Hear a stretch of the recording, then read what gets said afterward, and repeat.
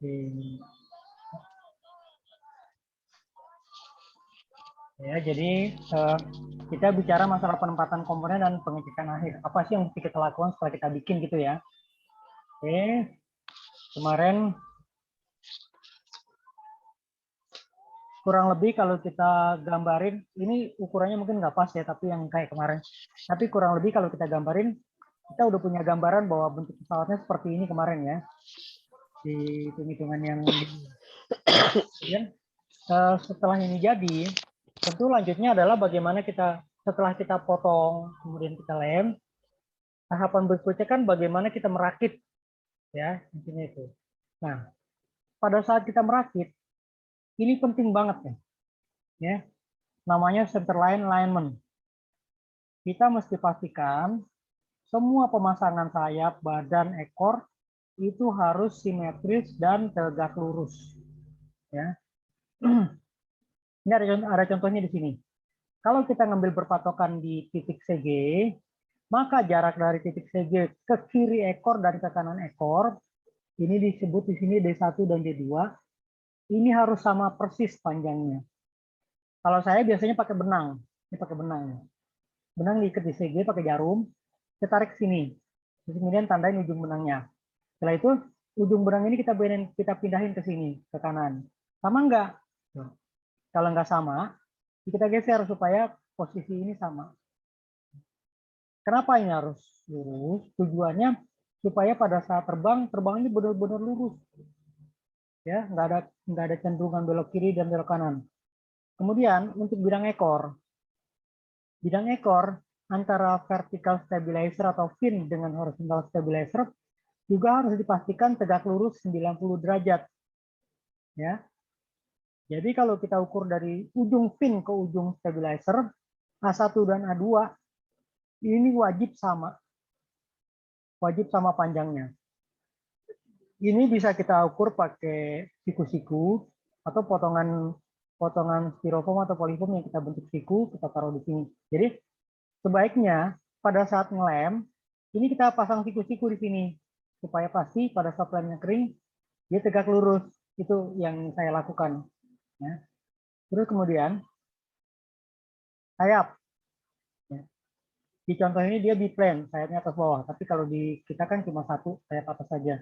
Nah, kita harus pastikan kalau dari CG ini kita tarik ke ujung, ke kiri dan ke kanan, titik ujung ini kita tarik ke fin, itu kiri dan kanan harus sama. Di sini adalah B1 dan B2.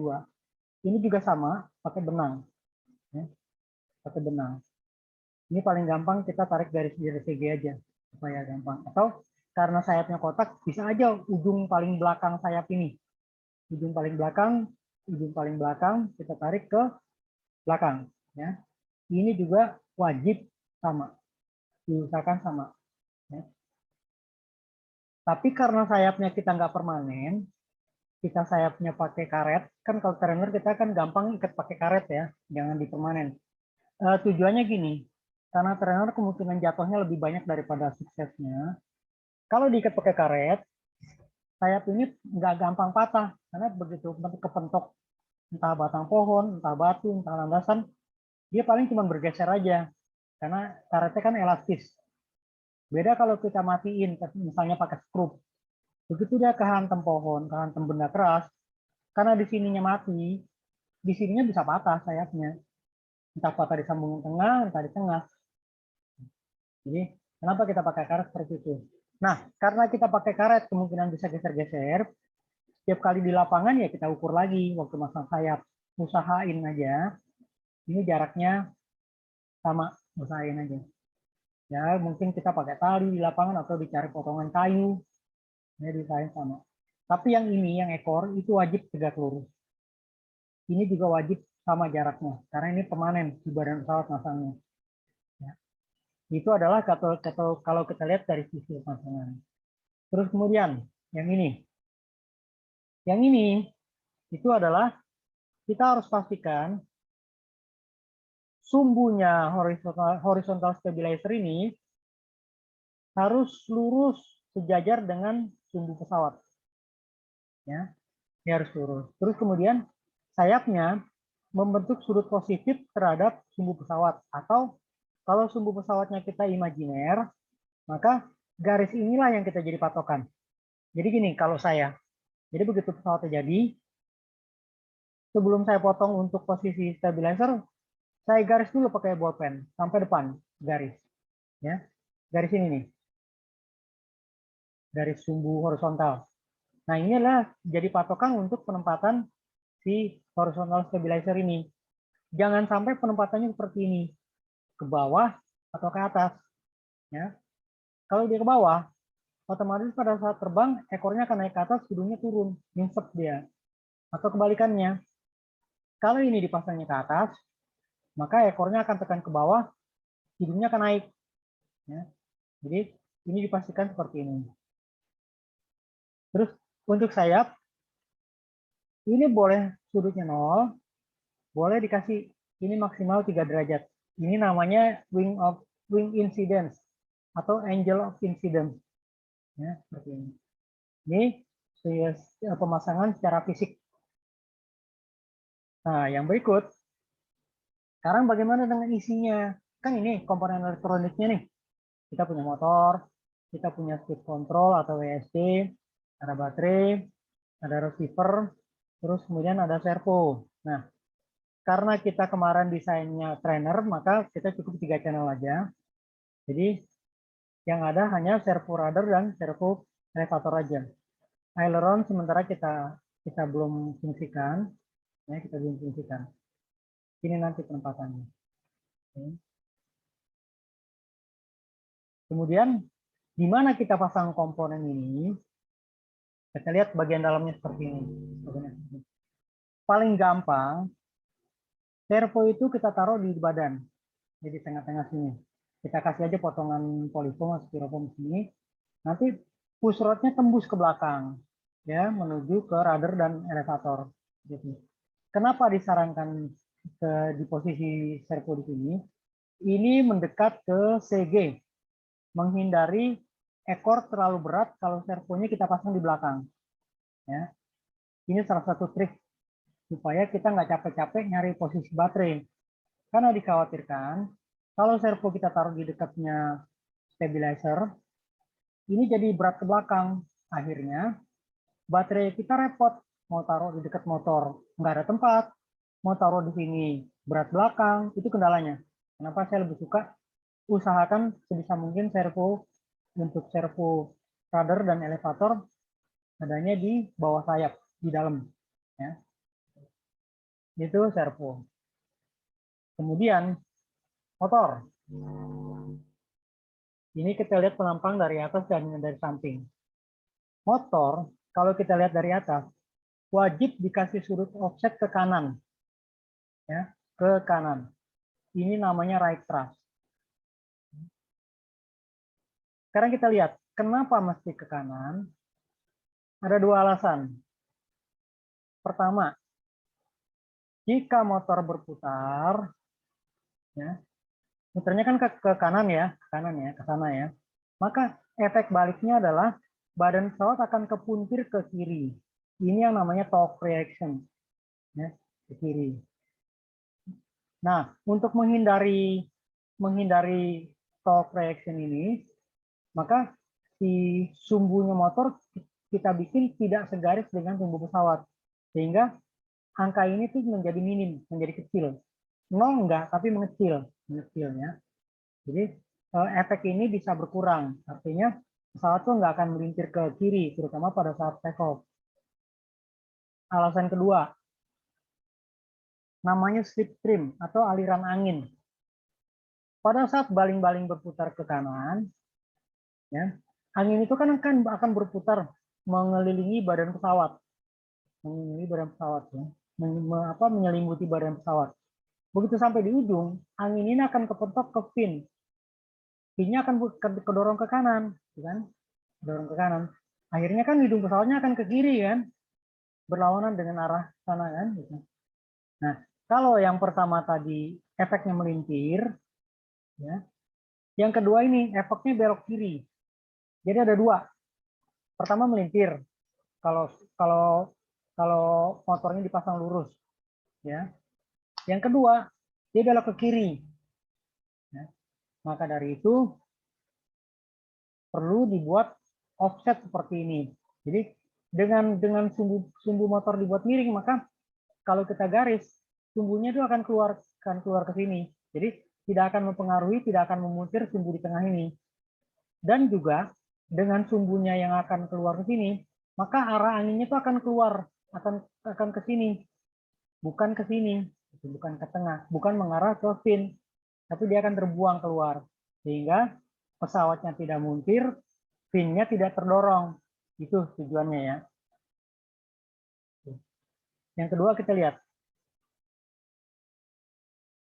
motor dipasang di sini itu nggak segaris dengan sumbu pesawat, dia harus dibuat nunduk, ya. Ini namanya down thrust. Kalau yang atas namanya right thrust atau side thrust, yang ini namanya down thrust. Jadi ini besarannya itu maksimal 3 derajat. Ini miring ke kanan 3 derajat dari sumbu pesawat. Ini juga menunduknya 3 derajat dari sumbu pesawat. Nah, di sini penjelasannya. Jadi ini sudutnya 3 derajat, ini juga sudutnya 3 derajat. Sekarang kita lihat, kenapa sih dia harus dipasang nunduk? Lihat seperti ini. Oke ya. Pesawat kalau terbang lurus, ya, karena adanya drag di sayap, dia cenderungannya kan ini akan keangkat ke atas kan, akan up. Ya. Nah, supaya dia pada saat digas tidak naik hidungnya, motornya harus narik ke bawah. Ini terjadi hanya pada saat motor bekerja ya. Kalau kita matiin, dia terbangnya akan lurus saja, glide-nya akan bagus. Tapi begitu kita gas, dia cenderung akan naik ke atas begini, akan naik ke atas, ngelup. Nah, oleh karena itu, kita perlu motor untuk narik ke bawah. Jadi baling-balingnya itu harus narik hidungnya pesawat ini ke bawah. Jadi begitu digas, dia mau naik ke atas, ditarik oleh motor ke bawah. Akhirnya jadi tetap lurus. Ya, tetap lurus. Terus kemudian, nah ini adalah sudut pasang sayap. Sudut pasang sayap diusahakan harus ada angle of incidence. Nah, ini yang tadi 3 derajatnya. Kenapa harus ini? Ini memudahkan dia take off. Ya. Kalau ini dibuat 0, bisa take off. Tapi dia perlu landasan panjang kalau pakai roda. Dia akan jalan jauh sekali ya, baru naik. Ya. Kalau dilempar sih nggak masalah, karena biasanya kita lempar, sudut lemparnya akan udah positif ya. Tapi kalau pakai roda, ini jadi butuh landasan panjang kalau ini dibuat rata. Nah, dengan dibuat sudut, yang namanya angle of incidence, maka dia landasannya hanya perlu pendek untuk naik. Ya, dia lebih mudah untuk take off. Terus, yang berikut, ini jangan lupa, karena ini trainer itu kan pesawatnya harus stabil. Ya, di headralnya harus ada. Walaupun kecil, di hedral tetap ada. Seperti yang dijelaskan dulu, di hedral itu adalah stabilisasi pada saat pesawatnya goyang atau belok. Karena kalau dia belok udah pasti miring. Kalau ini nggak dikasih di hedral, dia akan miring terus sampai jatuh. Dengan adanya di hedral, maka begitu beloknya selesai, dia otomatis sayapnya akan balik ke posisi normal lagi sebelum belok. Ini kan sebelum belok. Terus kemudian belok, miring, ya. Begitu selesai belok, dia balik lagi ke normal, patah lagi. Artinya interaksi si pilot untuk mengendalikan jadi lebih ringan, lebih mudah. Seperti itu. Sekarang karena sayap ini jadi kalau kayak gini kan, sayapnya artinya kan ada patahannya ya, 2 bagian ya. Bagaimana kita menyambungnya? Nah, ini umumnya kita pakai ini potongan triplek nih dibentuk T ya. Bentuk T, nanti disisipin di tengah-tengah sayap. Dilem. Masalah tingginya ini tergantung kebutuhan kita. Di contoh saya ini kurang lebih 1,5 cm sudah cukup ini buat tingginya ini. Yang apa namanya, sudut tekukannya ini sudah cukup. Jadi ini potongan triplek nanti kita lem di sini nih, di tengah-tengah sambungan. Jadi selain memperkuat sambungan, dia juga menjaga sudut ini supaya tetap ada. Itu ya, pada gitu ya. Itu adalah namanya dihedral brace atau penguat dihedral. Yang berikut ini juga nggak kalah penting. Posisi push rod, servo, dan control linkage atau control horn. Ya. Ini servo, ini lengan servo, ini push rod, ini kontrol, ini horn, ya kita sebut horn, kontrol horn. Di sini ada beberapa posisi, ya, dengan lubang-lubang. Ini posisi pemasangan servo lurus, ya. Jadi kita lihat di sini. Kalau push rodnya ada di lubang tengah dari servo dan di kontrol horn paling ujung, ini gerakannya paling ideal, cukupan artinya gitu. Nggak kekecilan, nggak kegedean. Kalau dipasangnya seperti ini, lubang di servo dipasang paling luar, sementara di kontrol horn paling dalam, ini gerakannya gede banget. Ya, gerakannya gede banget. Kalau di trainer ini malah jadi liar. Kita nggak cocok pakai ini. Kita cocoknya pakai yang atas ini. Ya, ideal control linkage. Jadi di servo kita ambil lubang tengah, di kontrol horn dipakai di lubang paling luar. Ya. Kemudian, gimana kalau sebaliknya? Kalau lubang servo dipakai yang paling dalam, kontrol horn paling luar. Nah ini gerakannya kecil sekali, dikit banget gitu, dikit banget. Bisa-bisa malah nggak belok-belok atau nggak ngerespon kalau kita kontrol pesawatnya. Jadi kita pilih aja seperti ini. Lubang di servo di tengah, lubang di kontrol horn di paling luar. Ya, ini udah paling efisien lah, paling efektif, paling ideal buat trainer. Yang berikutnya menimbang CG, center of gravity. Ya, di trainer seperti sudah dijelaskan sebelumnya, itu posisi CG adalah 20-25% dari lebar sayap. Ya. Jadi hitungnya dari depan sini, dari tepi depan atau leading edge, dihitung sini. Kalau kemarin kita lebarnya 20 cm, maka ini kalau 20% kurang lebih berapa? 4 cm ya. Jadi posisi CG itu 4 cm dari depan. Nah, ini udah diingetin kita, 10 menit lagi habis. Jadi lanjut seperti biasa ya. Jadi kita timbang, maka posisi pesawat seperti ini, agak turun ke depan. Ya, ini bukan lurus nih, ini nggak lurus, tapi dia agak turun ke depan. Jadi hampir rata, tapi hidungnya agak turun ke depan dikit. Ya. Kali ini adalah udah jelas berat belakang, tail heavy.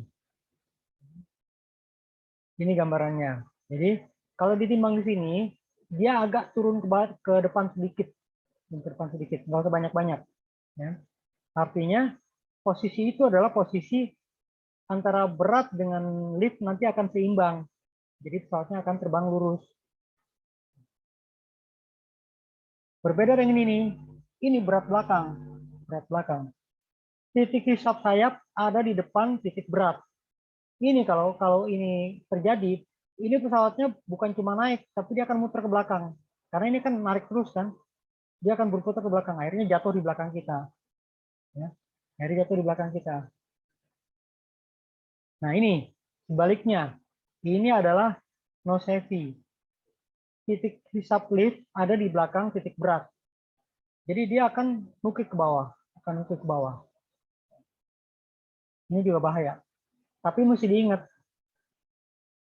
tail heavy lebih berbahaya daripada nose heavy.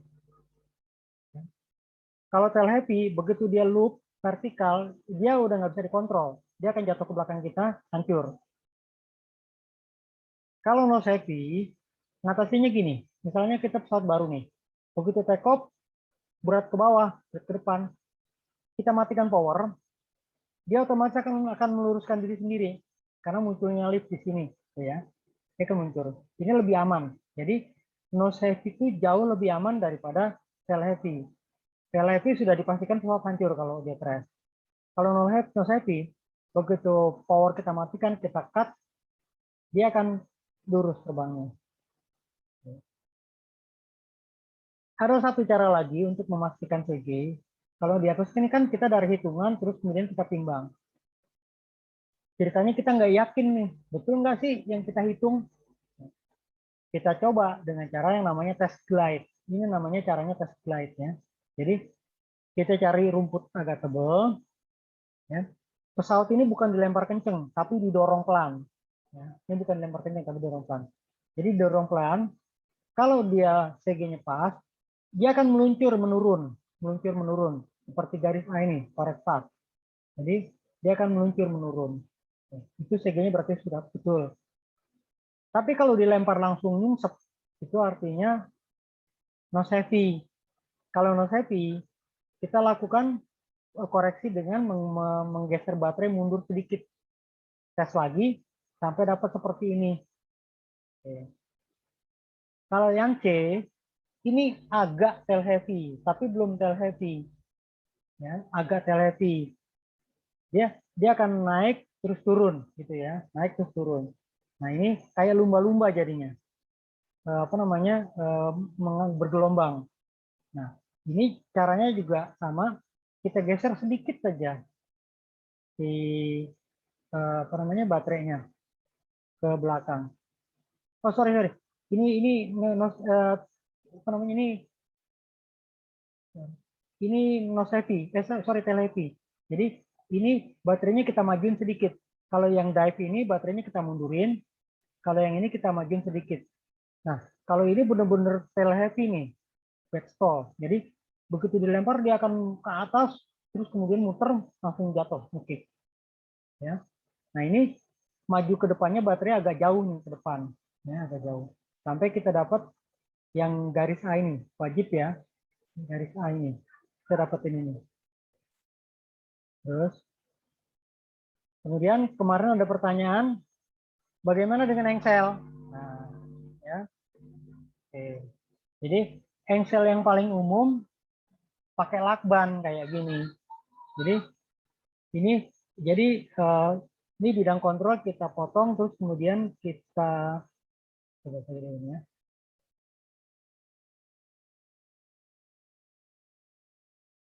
Ini bagian ini kita coak sedikit supaya kalau bergerak dia nggak kepentok ya. Kita bikin coakan seperti ini ya, bentuknya segitiga.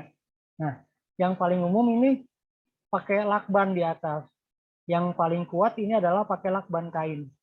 Pakai lakban kain. Tapi sebelum kita pasang, kalau ininya polyfoam atau styrofoam, kita pastikan permukaannya itu bersih. Kita cuci dulu pakai sabun.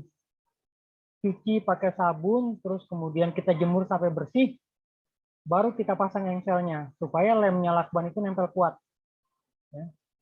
Ya. Yang paling kuat lakban kain. Kalau lakban bening, satu saat dia akan copot, ya, karena dia kering. Cara kedua, kalau lakbannya tipis, ya, lakbannya 2 lapis. Selain di atas, kita tambahkan juga di bawah. Tapi masangnya di bawah, di bidang kontrolnya itu harus kita bikin begini dulu, baru kita pasang di sini. Ya, supaya kalau ketukuk ke bawah ini nggak akan ngeganjel karena dia nempel. Ya. Itu engsel lakban. Cara kedua, ini saya biasanya pakai plastik keras kemasan gini nih, plastik keras kemasan gini. Ya. Ini keras dan ulet. Ya. Bisa aja pakai plastik misalnya bekas botol apa gelas minuman ya, gelas minuman ya. Nah, kita potong segini.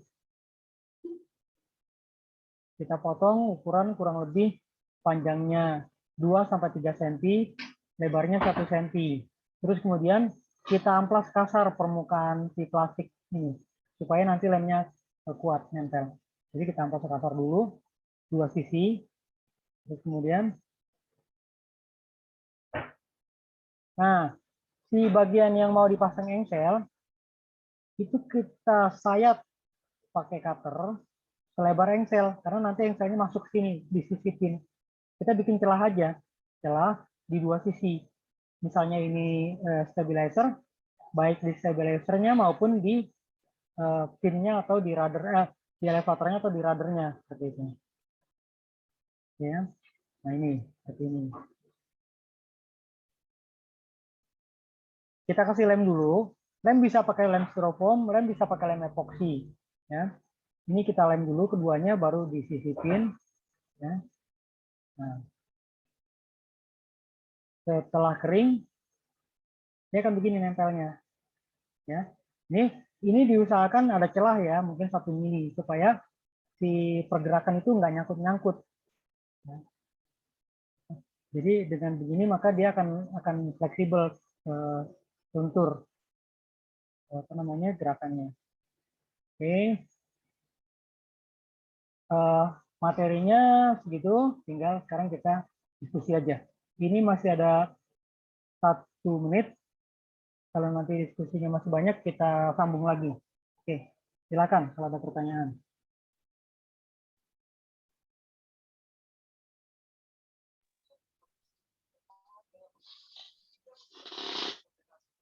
Yom, silakan.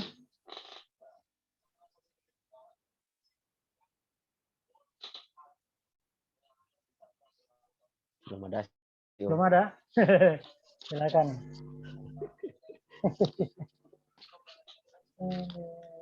Ya, kalau nggak ada gini, nanti kan setelah saya share ini kan grup WA saya buka nih, jadi masing-masing semua bisa komentar.